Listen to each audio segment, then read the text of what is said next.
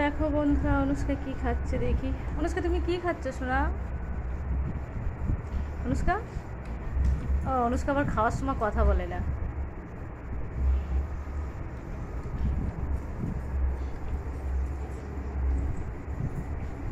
অনুষ্কা খাওয়ার সময় কথা বলে না।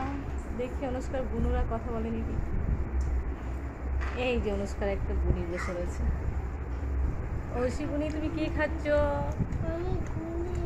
দেখেছো ঐশী বুনি কথা বলে, কত ভালো বুনিটা।